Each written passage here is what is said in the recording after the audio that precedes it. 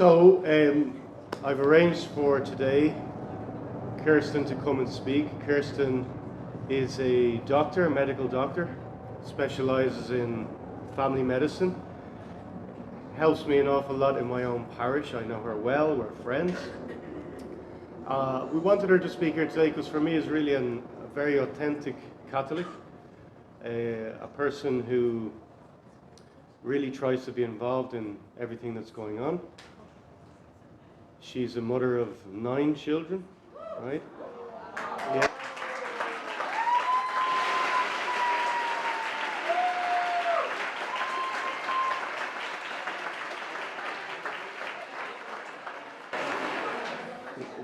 But that fact in itself, to be a mother of 9 children, to be working, to be involved in the church, to be able to combine all these things, for me is a very strong witness to you that this can be done. Yeah. This openness to life. Because the world today is always telling us to fill ourselves up with the world and ourselves. And so things like having a big family, serving, is impossible. So I really wanted Kirsten to come here and speak and to be a witness that it is very possible, in fact, to be open to life, to service, and to the Catholic life. So give her a big round of applause. We welcome her.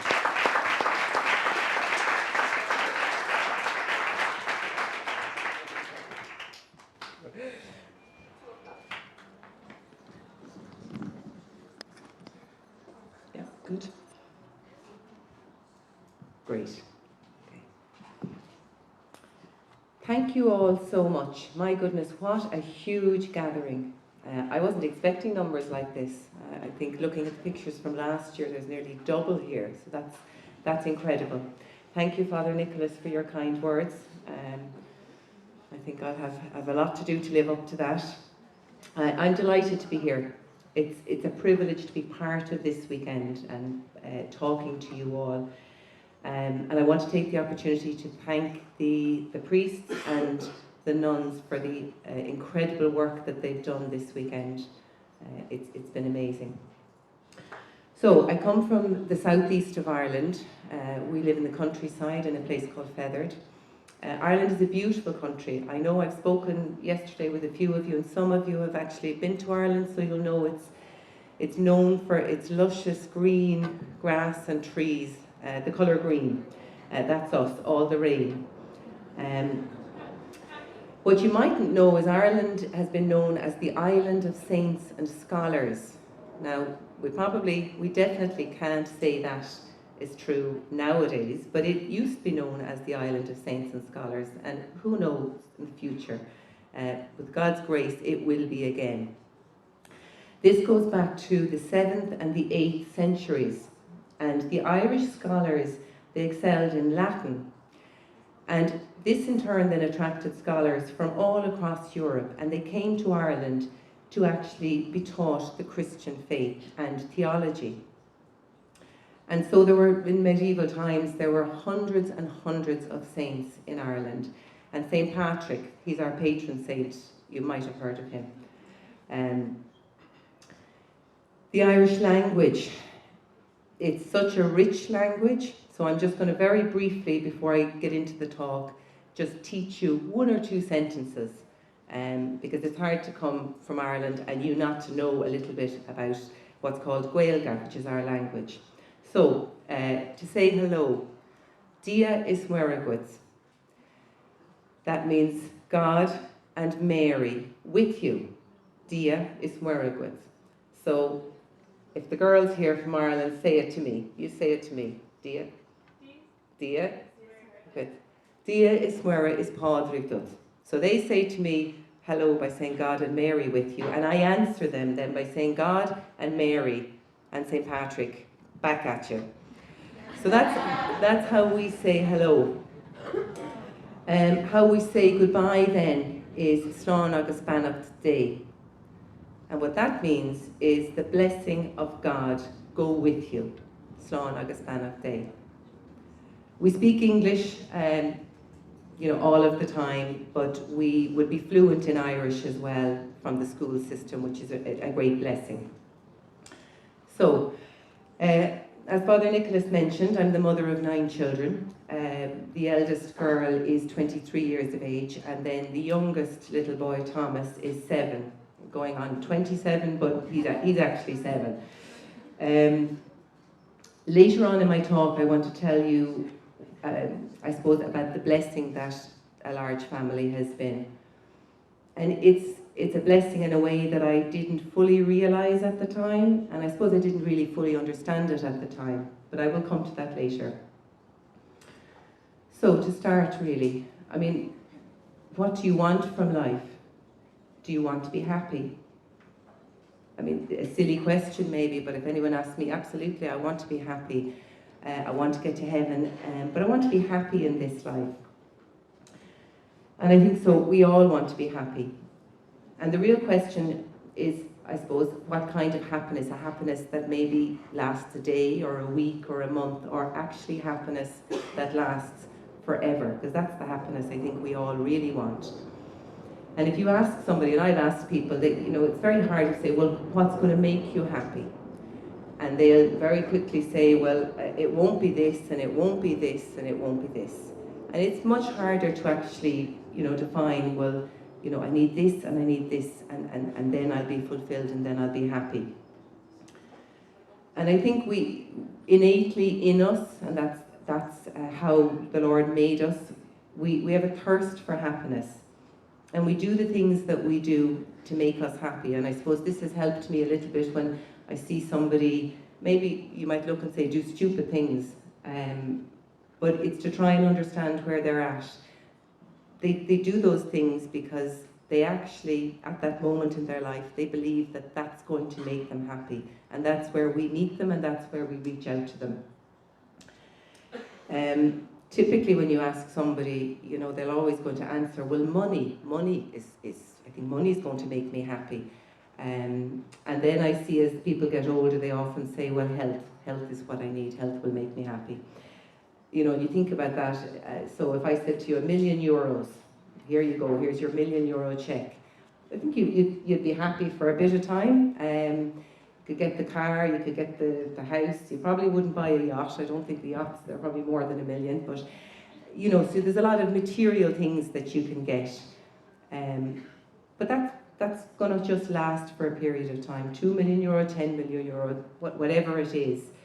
You'll buy some material things, but over time, I wonder, will you be happy? And we look at the figures, we look at the statistics. I suppose I'm a medical doctor, so I'm trained that we always look at the statistics and we always look at the facts to back up whatever we're saying.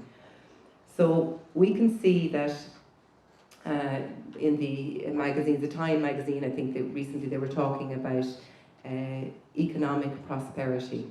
And they were saying the time that we are in right now has never been more prosperous. We have more money, we have more medicine, we have trips abroad. You know, there's so much wealth in the world, never more than in today's world. So economically, we're richest than we've ever been. And so we should be maybe satisfied if that was the answer, and we should be happy. And then you look and you can see in the world that actually the reverse is true. There are so many people that are looking for happiness, and they're not there. I see it in my practice as a family doctor in Ireland. I see more and more depression, anxiety, mental health issues, as people are looking for meaning and clearly not finding it.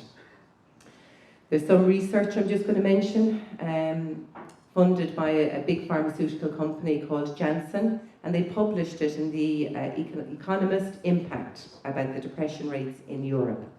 So they're growing. So there's something that's going on right now that it's getting worse with regard to mental health issues. Just over 7% of European Union's population reports chronic depression.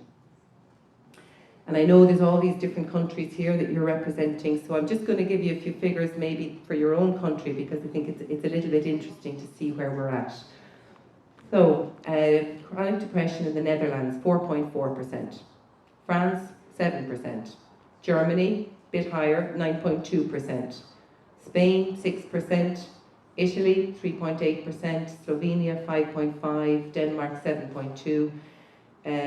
Scotland, UK and Ireland would always be very similar, 7.4. They're high, they're high. Now it'll fluctuate from year to year, but it's going up. Women are nearly twice as likely as men to suffer from depression.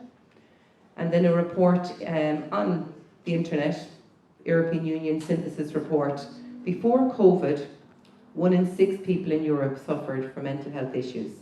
And then COVID happened, as we know, and it made things much, much worse. So according to the World Health Organization, they talk about with the global prevalence of anxiety and depression, it increased by 25% in the first year of COVID. Like, just think about that. When COVID hit, depression and anxiety just went off the Richter, 25% increase. Now, I could spend the entire talk, and I could be here till tomorrow, I think, if we spoke about COVID and those 4 years and what's happened and why it's happened, but it's just to even note how it has affected people. For your age group, say from 15 to 29 years of age, and again, this is, I suppose, a statistic that would just blow your mind. In 2020, the leading cause of death in your age group was its road traffic accidents, and that's often the case. The second leading cause of death is suicide. So there's a disconnect out there. Now I think you're here so you have an idea of what the disconnect is, but I suppose your friends, your colleagues in college and at work, they probably don't. In my work as a doctor, over the years, I suppose I've learned over time that there are 4 aspects to the human person. There's the spiritual aspect, there's the intellectual aspect, the emotional aspect, and physical aspect. So you typically come to the doctor, and physically the doctor was, let's look at your fitness, your health, your diet, your lifestyle. And that's really important, and it is important to keep healthy and to keep well. Emotionally. And what's very interesting about this aspect, I suppose, when we give our focus and our priority to people around us, so that's, your family and your friends and people at universities, we actually switch the focus off ourselves. And something that the world is telling us to do the opposite. It's saying it's all about self. I know my lads in school, they're trying to teach resilience, and there's all of piles of programs, and it's in every country. But it's all centered on yourself. And we know that doesn't work. We can see it doesn't work. So when we switch the focus off ourselves, in fact, and onto others, we'll learn to love others. And bit by bit, as we learn to love others, we actually learn to love them better. We learn to love them more. And then as we do that, we actually start to love generally more. We love ourselves more. And you can see there we're much more balanced, and we're much more fulfilled, and we're much happier. Intellectually, I mentioned that, and intellectually is very important. I think we absolutely need to feed our minds. We need to take time. For me, I love reading, 10 to 15 minutes a day, a really good book. So there's so much out there, and a lot of it's probably not good stuff, but there's a pile of good books out there, and they're well worth reading. The Lives of the Saints, they're so inspiring. We heard about Carlo Acutis, who will soon be a saint. His life story is amazing. A book I'd suggest to all of you, starting out, is Jason Everett. Now, I don't know if you've heard about him. He's an American husband and father, and he's written numerous books, and he's travelled around the world, and he's spoken about chastity. His book about how to find a soulmate is well worth a read. And I suppose it's to do it before you start dating, so you have all that information.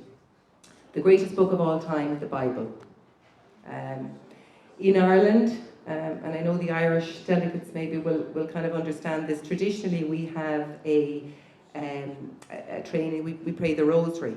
Now less so, but back in my parents' generation, we pray the rosary every night. But we used to really read the Bible. That wasn't something that was part of what we did. So I had to start that myself. I only started it last year, I'm ashamed to say. And initially I just did maybe 10 minutes of reading the Bible. And I just did it because I knew it was the right thing to do. And what's really interesting, I suppose, for me, I found as the months and the weeks went on, I started to really enjoy it. And then I started to want to read the Bible. So some of you are probably reading the Bible already, but if you're not, it's worth starting, and not to wait till you're my age, it's worth starting young. So, physical, emotional and intellectual beings. We're spiritual beings. That's the fourth aspect, but it's the most important aspect. We're spiritual beings in a physical body. And I suppose if you think about that, we're not physical beings in a spiritual body. It's the other way around. We're spiritual beings, because the spiritual part is the part that lives on forever and ever. And the physical part, it has its time span. And I suppose if you think about, say, the wall over there, and a line drawn all the way, not to that wall, but way, way beyond that wall, and it keeps on going. And you think about just the pole maybe, just that part of this whole line. That's our lives on earth. That's how long it is. It's tiny. And that part, that time, determines the whole rest of the line and where we're going to spend it. And it actually, that part even has the impact on where those around us, in our family and our friends, possibly where they're going to spend it. So we have a big impact. So we're spiritual beings in a physical body. And this is the crux, the spiritual part, as we know, that's where lasting happiness starts. That's where the happiness permeates our entire beings and affects all of the other aspects. I've learned as well over the last few years in my work as a doctor that when one part is out of kilter or it's out of balance, then it can actually affect the other part. So some of you might have dry skin or eczema, and you'll know that when you're under pressure or when you're stressed or when you're worried or when you're emotionally upset, the eczema gets much worse. I had a very interesting case a couple of years back, and a lady came in to me and she had a lot of pain in the jaw, so the joint here, and she had it on both sides, and she was suffering a lot. And so she went to a specialist in Dublin, and he went through exercises and treatment, and it wasn't getting any better, and she was on painkillers, and it was looking like that she was going to need surgery. But surgery may or may not fix that problem. And I remember during a chat with her one time in the surgery, and I just asked her, is there any unforgiveness in your heart? And it was something that I had learned at a retreat previously. And she's Christian, so I was able to say that. You couldn't say it to everyone, or they'd get up and walk out the door, but she was there, and I just said, is there any unforgiveness? And straight away, she, there was tears in her eyes, and she said, yeah, I know what I need to do. So I think she went to confession. I'm sure she went to confession, and she had to work on unforgiveness. And lots as we go through life, there's always pain and there's injustice, but we have to forgive everything. So when she came back to me a couple of months later, then she actually, I asked her about her jaw, the joints here, and she said the pain is gone. Both sides, the pain is completely gone. She doesn't need painkillers anymore. She certainly doesn't need the surgery. The unforgiveness was the part that had upset the whole balance. So, a learning curve certainly for me, how important it is to look at all of the aspects, but primarily at the spiritual aspects, because it just filters into the body, and sometimes in a physical manner. Try and take a few minutes of every day into what I call sort of the classroom of silence, and that's how we reconnect with God. And in the silence, there's a gentle voice which actually, it grows. So initially, I tried this, and I didn't really hear any voice. I didn't hear anything, but as I went through it, and the weeks and the months went on, and you're just sitting in silence, then that's how the Lord can actually speak to you. And He does, and He does. And that's where you get your peace and your purpose and your direction. And I suppose if anyone is wondering, what does the Lord want with my life, or where is my mission, that's where you're going to get your answer. Satan will always try and stop that happening. I can see it, when we try and pray the rosary at home. He's always there'll be somebody who'll be hungry, there'll be somebody who'll, the phone will ring, or they'll be distracted. And he does it the same with silence in our lives. He'll always try and pull you away. But I suppose if we know his tactics, we can know that it's him, and we can just, leave that. So he can't influence or affect the moments of silence that we need with the Lord. In the last 4 years, I suppose since the pandemic was here really, I've learned more and more that silence is indeed the language of our Lord, and it's how he speaks. So we're all busy people and we're rushing from A to B, and it's just to carve out that time. I also say it from the point of view that, you're here and you're in your faith and you're taking time with the Lord. But there are many that are in our lives and that you're going to meet in university and in work, and they don't know about that. And I suppose people will say to you, I can't talk to God and I actually can't hear him. And I suppose the first part is get away from the noise of your life and get into silent time, and then you will hear him. Growing up, I remember my dad. He is a wise man, and he would have often said this phrase, and I suppose it really stuck with me. But he would say, "To whom much is given, much is expected." And that's all of us here, because we're given the faith in that we want to be here and we want to get to know the Lord. But then much is expected. So we're each given talents. Every single person has a gift. We meet people and we'll say, they've loads of gifts, they're good at everything. And that's true, but all of us have gifts. And it's really to use those gifts for the Lord's mission. And so to whom much is given, much is expected. My mission and yours here, I suppose our lives, they look at they're like a race. God has asked us to run for him, but he hasn't told us the distance. So we don't know if we've to run 200, 300, 500 miles, or kilometres, maybe that's more up to date. Miles is what we used to say in Ireland. And some of us can be sprinters and some of us can be long distance runners. I'm neither. I'm definitely just more of a slow jogger person.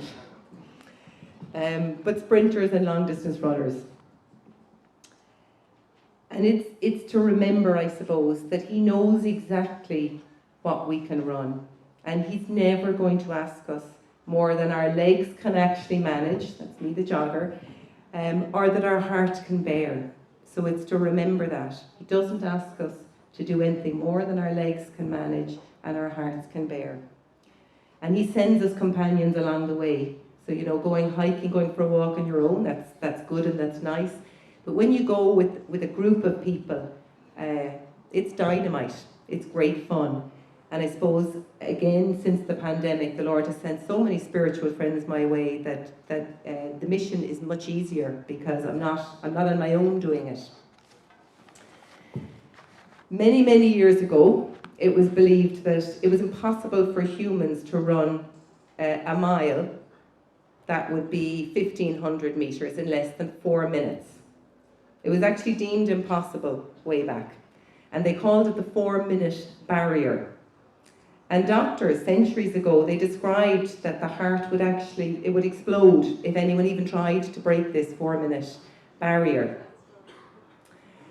Yeah, on the 6th of May in 1954, an Oxford student, a medical student, he was called Robert Bannister, and he ran the mile in 3 minutes 59 seconds. His heart didn't explode. What a feat. And then, only a month later, an Australian, John Landy, he broke the record. A year later, 3 athletes ran in under 4 minutes. And I mean, the rest is history. Since then, thousands and thousands and thousands of athletes and semi-athletes have actually managed it. And what does this prove? I suppose it started out when someone proved that it actually could be achieved. And then everyone followed suit. It can be done, it's achievable. And so it is with holiness. Holiness is achievable. Sainthood is achievable. God has given us the example of numerous of saints, and as I said, Carlo Acutis is a super example, but there's lots of other teenagers and young people that are saints and are becoming saints. We have Sister Claire Crockett in Ireland who, I think there is some proceedings there. She's lived a very exemplary life.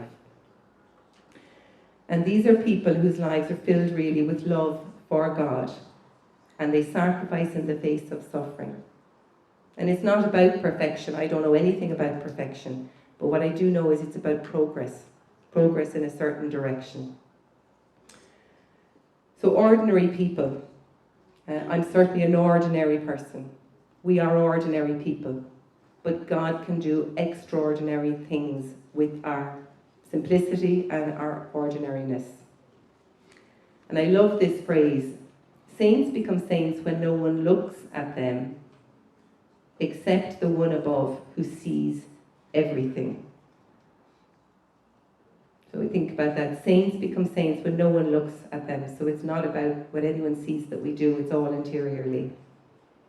Except the one above, except God who actually sees everything. So I mentioned in the beginning of the talk about the gift of family, and that the gift of each and every life is indeed a blessing. So from the very beginning of time, God planned absolutely everything. He planned every life. He planned your life. Before the world was created, He knew every one of you would exist. He knew every life that was going to exist. He planned it and He wanted it. And I love the quote from the Bible, because it says it all and it's really worth thinking about. Before I formed you in the womb, I knew you. Before you were born, I set you apart. And that's why being pro-life is so, so important, because we understand that every life matters, and we understand maybe when someone is in a different space, that they're just missing that unborn child was planned from the very beginning of ever.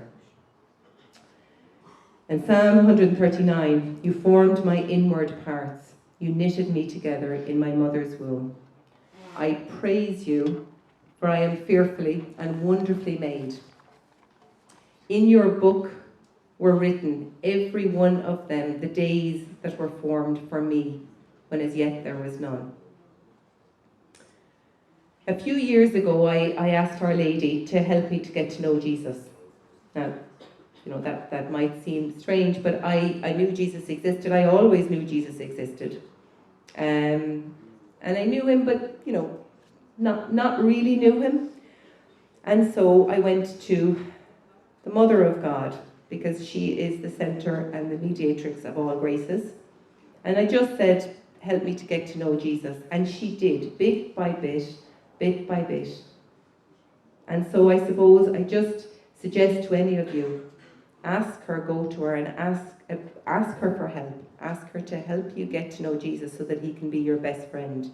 Because we need Him in our lives, and we're going to need Him more and more in the future. 19, 16, 14 and 12. And 7, Thomas. I nearly forgot Thomas. How could I? And he is the life and soul of the house. Isn't he, Zara? He rules the roost. He's great fun. I have 4 girls. So the eldest Romy, 23, 21, 18. And then the main girl, Zara, she's 15, so she came with me today. Thanks, Zara. I've worked as a family doctor in Ireland for over 20 years. And the Lord has been very, very patient with me. And I suppose, we tend to feel we can rely on ourselves and we can do a lot of things and we're self-sufficient, but actually over the years I've realised that that's not true. We can't do anything without him actually. We can't even tie our shoelace without him. So the more I've surrendered to him in my life, the more I can see actually how he's just taking me and bringing me along a path. But I had to do the surrendering part first. So he was patient with me because it took me a bit of a slow burner. It took me a while. In the last few years, there's been a lot of changes in my life. And as I said, I can clearly see how he needed to get me to just stop blocking him so that he could do what he knew was important. And when I was writing this, straight away what came to my mind is Thomas at home, and I was trying to paint the garden shed and painting it brown, and then along came this, he was 6 at the time, swaggered along and just said, leave it with me, I'm going to do this, I'm well able, I'll do it way better than you can do it. So he got the paintbrush and he painted the shed, and he painted the grass, and he painted himself, and he painted everything in sight around him. And then I looked at the shed, and the top part was brown and the dark brown, and the bottom part was kind of bits of brown, but the rest of it was blank. So I suppose we're a bit like that. We think we can do it all, but actually we'll make a mess unless we let the Lord just guide that paint. About 6 years ago, I left general practice, so I left my work. It was a hard decision, but I left the practice that I was in. And I went to work in the community as what we call it, a medical doctor, but it's child health based only. So it's really only doing community paediatrics. So it was a big change for me. And I remember the date that I left. It was the 26th of February. I started in my new job in 2018. And lo and behold, a week later, I got a phone call from the Pro-Life campaign. Ireland was going to have a referendum on abortion on the 25th of May of that year, 2018. And so I got a phone call that they needed doctors to help and get involved. Now, if I had been in my previous job, I if to work later in the evening and there's on call, I never would have had the time to help. So it was interesting, the timing. It was just a week after I started and I got the call. I suppose a coincidence or maybe a God incidence. A God instance, yeah, for sure. And there's more. And the same is for everyone's lives as you go on. You just begin to see how he's working. So growing up, I'd have been shy, and I absolutely, if somebody said, do public speaking, I'd say, no way, that's for Father Nicholas, or that's for the sisters, and that's not for me. But anyway, so because there weren't that many doctors helping maybe for the pro-life side, I was asked to go on radio, and I said, okay, look, I can go on the local radio, like that's not too bad. I mean, who's going to hear me anyway, just a few local people, and nobody listens. So I went and did a debate on local radio, and that was okay. And then I had to go on national radio, because again, there weren't many doctors, but I'd always go on and have a team. I'd send out the WhatsApp, please pray, need the help, need the spiritual protection. But I had kind of said, I'll do radio, but I'm absolutely not going to go on television, because, this is just not for me. A younger face, put them on television, this is not my calling. But again, there was no one, so I ended up getting pulled into doing just short snippets on television. In a debate or in a program, and they kind of moved the mic around.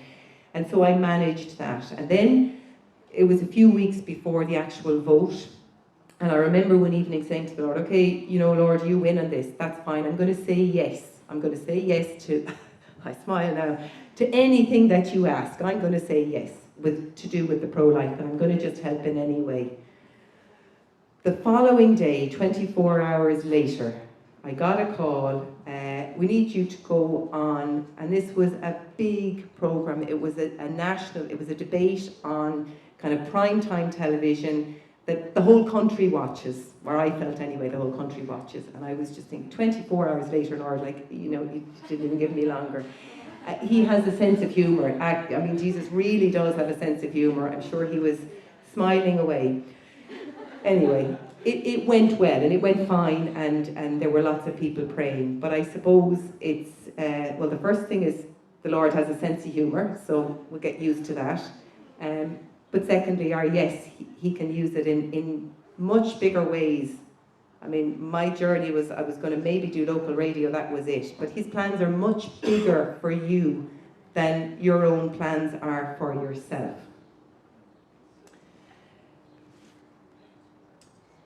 You are the youth chosen to be here, not just physically here this weekend, but on the earth in these times. I believe we're living in extraordinary times. I think it'll be a call for great witness. And you are the youth that the Lord chose from the beginning to be here in the world right now.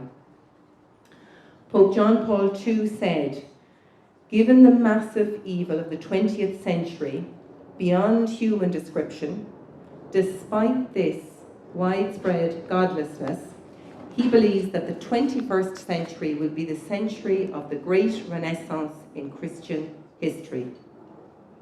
Wow. But on one condition, and wait for it, on one condition, that we have faith in the real presence of Jesus here on earth.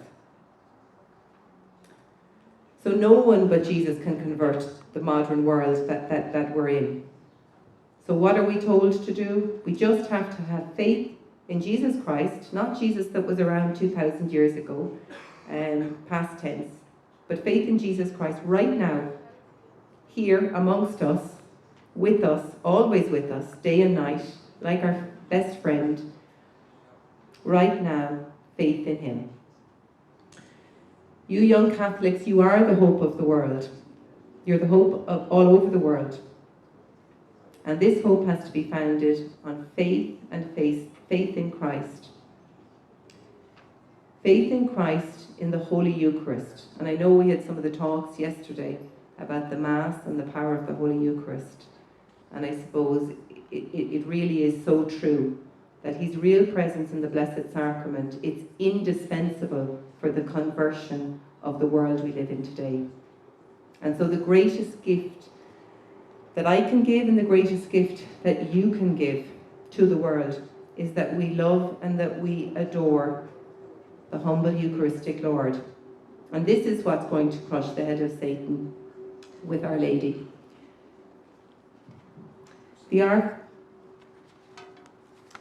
I want to tell you just before I finish the story about in communist takeover in China around in 1945.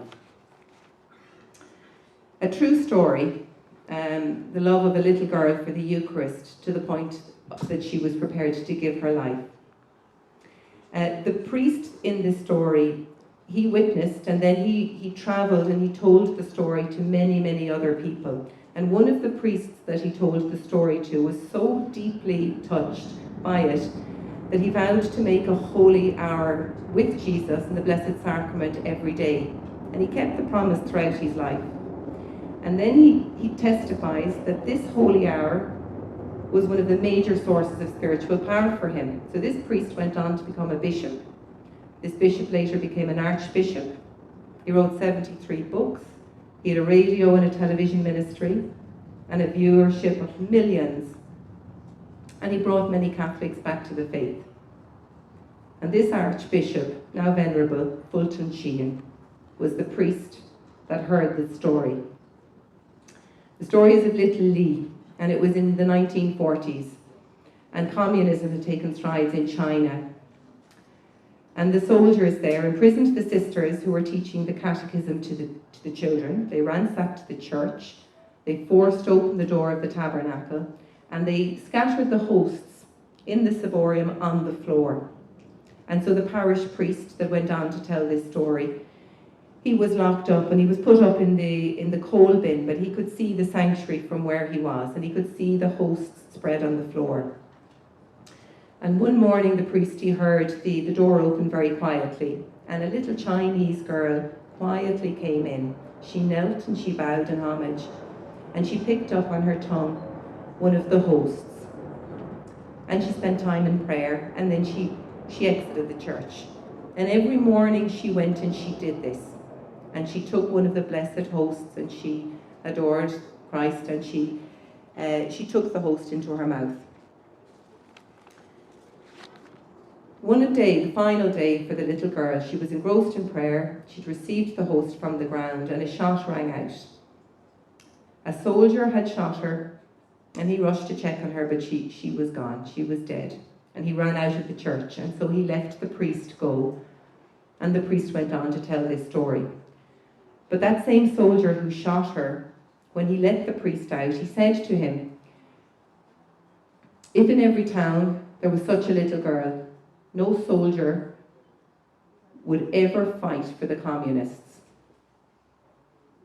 And as I mentioned, in 2018, we had the abortion referendum in Ireland. Sadly, 2/3 of the Irish people voted to bring abortion into Ireland. And I know in many of your countries abortion is legal. But Ireland, I suppose, typically they are traditionally the island of saints and scholars. It was a real battle. So 2/3 of the Irish people fell for the lies, and they voted and legislated. Before abortion came into Ireland, there was just over 2,500 people who travelled to England, women, sadly, who travelled to England for an abortion. And the figures have gone up steadily since that. And in 22, the figures were greater than 10,000. Contraception, I just briefly wanted to mention before I finish. So doctors prescribe contraception widely, without much thought. And I suppose I go back to university, where they are trained very much that this is just what you do. Family planning, this is how you go about it. And the big pharma companies obviously make a lot of money. Contraception is where we very much close ourselves to the plans of our Creator. And we very much close ourselves to the gift of life. And remember, these are plans that God has for us, which are way, way bigger than we have for ourselves. In 2019, I attended a conference in America where hundreds and hundreds of Catholic doctors gathered for a 3-day conference. And at this conference, they would give talks and presentations on studies that they had done. And very interestingly, in one of these studies, at this conference in 2019, a doctor gave a presentation, and she spoke about contraception. She spoke typically about the study she had done on the oral contraceptive pill. The study had over 2,000 patients in it, so it was a statistically significant study, and they carried it on for a couple of years, 2 or 3 years, I think. And in this study, they did a test of when conception has taken place. And so these are women on the pill. They were able to check hormone changes and see if conception has taken place. Now, bearing in mind, the woman was never going to even know whether conception has taken place. And she found in 1/3 of cases of these women on the oral contraceptive pill that conception had actually taken place. So the pregnancy test wouldn't pick it up because it looks at hormone changes later on. So in 1/3 of cases of women taking the oral contraceptive pill, it had worked as an early abortifacient. So conception had taken place and a resulting early abortion, unknowns to the woman. I mean, it's massive. You're never going to hear this out there. And I asked the doctor afterwards, could she ever get this study published? Because this is information people need to know. And she said, studies like this will never see the light of day because they will never be published, because I suppose the pharmaceutical companies have too much to lose. And the agenda out there is very much against naturally family planning or the beauty of a big family. So the moment of conception, we know that life starts then, and that's the moment that God infuses a soul into the person at that very moment. And so anything that interferes after that is an early abortifacient. So I suppose as a doctor or as a person, once we know this information, we can actually never unknow it. We know the truth, and we know why contraception a bigger scale is just so wrong. I conclude with a quote from the Venerable Fulton Sheen. "You will never be happy if your happiness depends on getting solely what you want. Change the focus, get a new centre. Will what God wills, and your joy no man shall take from you." I'll pray for all of you, and I ask that you might keep me humbly in your prayers also. I know we've break next, but I'm happy to take questions here, or I'm happy if anyone has private questions, I'll be around for the rest of the day.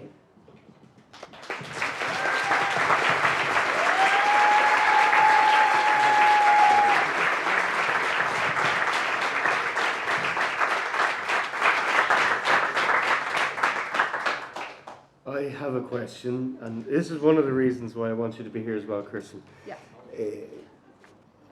My younger sister, my dear younger sister, I love her so much. She has 3 children, and I try and go and visit them as often as I can. And I see that it's so difficult. She and her husband, they're totally given to looking after those children, you know. And I often think to myself, especially knowing you with 9 children, you give up everything. Like, you give up your life. How is it worth it to do that? To give up all your time, to give up all your money, to give up anything that is for yourself, you give it to these bundles of joy. Like, why is it worth it? Okay, that's a really good question. And a couple of things. So first of all, it depends where your focus is. So if you remember that our life is this and eternity is this, that helps. I suppose when you have children, I begin to understand the love of God the Father for us when I have had my children. So the love that a parent, and absolutely my husband is the same, the love that a parent has for their child is beyond anything that you could describe. So, you know, I would often say to my lads at home, you know, I'll stand in front of a train for you. You know, I love you. And if a lion was coming, you would stand in front of the lion. Now, you mightn't say that for every other person that you know. You might, you know, your friends, you might like them, but you might say, well, God, I'm not sure I'll stand in front of the train for you if it was coming. But for your children, your heart is so filled with love. So it's not that it's that difficult, to be honest. And people would say to me, well, you know, like I'm busy now, I have 2 children, or I have 3 children, or I have 4 children. As I had another child, it's like my heart got bigger. So it's not like that my heart was just full. It probably helps that your heart fills more and more and more. And it's a little bit like, you know, when you love the Lord, the more you get to know Him, the more your heart, it fills, and you know, more and more and more. And we probably never get there fully in this life. My husband does say, you know, he repeatedly would say, there's 10 years of my life that's just blotted with changing nappies. So it's on a practical sense, it's a sacrifice. It's not easy. Women and men are very different. I never minded certain aspects. You know, I loved the young children and babies, and I think men's hearts are maybe built a little bit differently. They love the child when they're kind of doing stuff, you know, when like painting the shed. So we complement each other. So when I'm struggling, maybe he steps up to the mark, and vice versa. And now our lives are different in that, you know, they're at different ages, but they need us more as a teenager than ever before. But it's a gift and it's a grace. And, you know, we talk about like over the weekend, we've spoken about our mission. What's our mission in life? And my mission is not, I'm very, very clear on this, it's not as a doctor, actually. My mission is as a wife and a mother, because that's, as I said, perfection. I don't know perfection. I only know a little bit of progress some days and none the next. But that's my journey, that's my witness, and I'm very grateful for it, I suppose.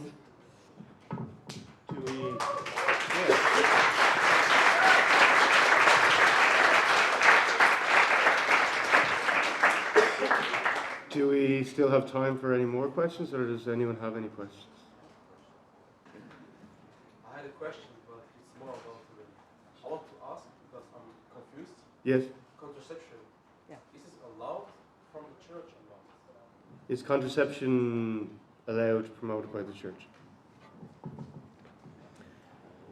No is the answer. No, it's not. No, it's not. There's different types of contraception. And there's a bar in the arm, which is for 3 years. Now, bearing in mind, these are all synthetic hormones. So even on a health perspective, you kind of have to start thinking, well, a synthetic hormone, what's that going to do to a woman's body? But the coil, which is put into the womb for 5 years, that can work as an early abortifacient as well. And so the contraceptive pill can work as an early abortifacient.